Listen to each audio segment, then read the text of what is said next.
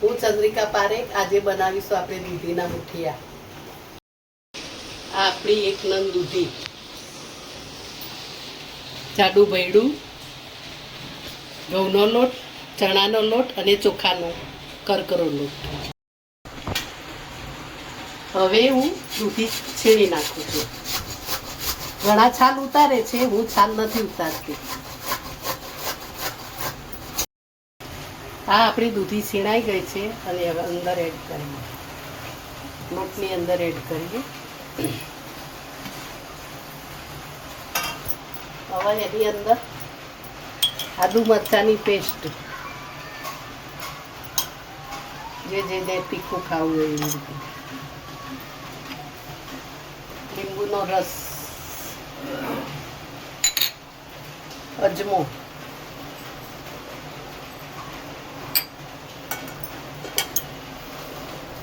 તેલ થોડું,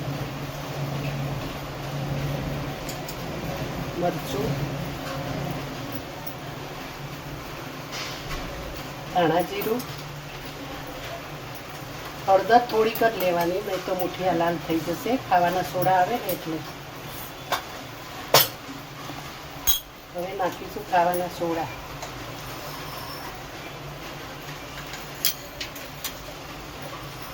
એક ચમચી ખાવાના સોડા.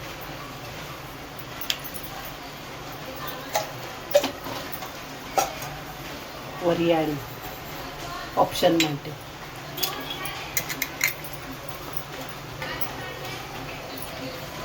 હિંગ, મીઠું,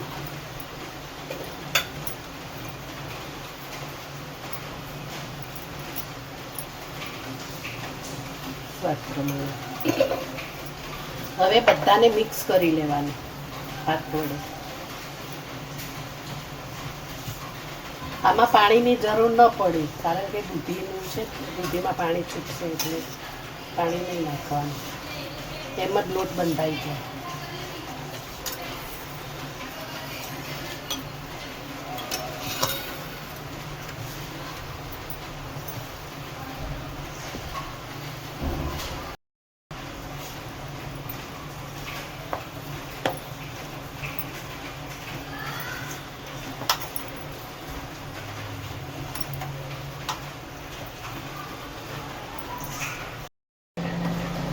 આ લોટ આપણો બંધાઈ ગયો. હવે આપણે ગેસ ચાલુ કરીશું અને આના ઉપર તેલ લગાડીશું થોડું, એટલે મુઠિયા ચીટકે નહીં. પાણી લીધું, ગરમ કરવા મૂક્યું. હવે એને થોડુંક ઉકળવા દેવાનું. હવે એને નાના નાના નાના કે આમ જેને શેપ જોવે ને આમ મુઠિયા મૂકવાના.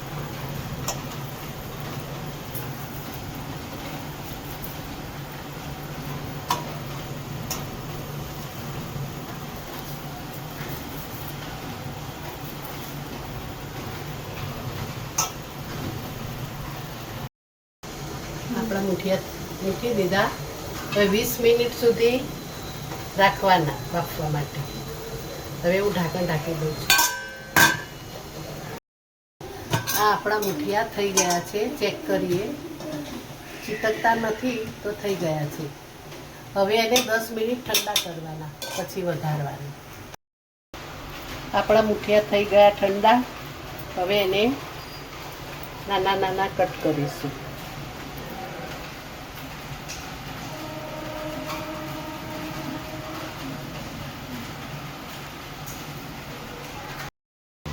મુઠિયા આપણા કટ થઈ ગયા છે. હવે પેનની અંદર તેલ નાખીશું. આમાં સરખું તેલ જોવે.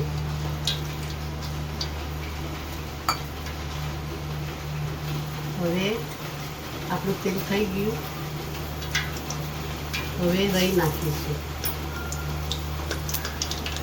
રાઈ પણ સરખી. આપણી રાઈ તૂટી ગઈ. હવે મરચાં નાખીશું.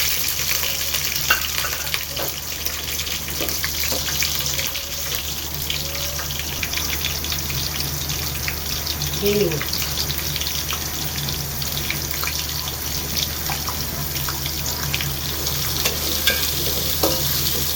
કઢી પત્તા,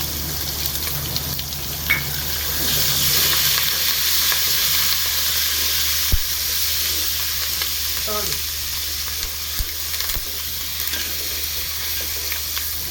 કોથમીર,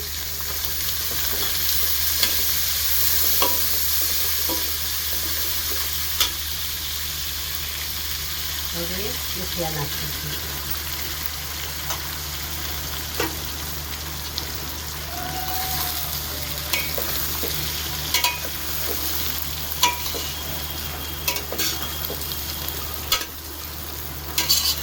હવે એને થોડાક ગરમ થવા દઈશું મૂઠિયાને.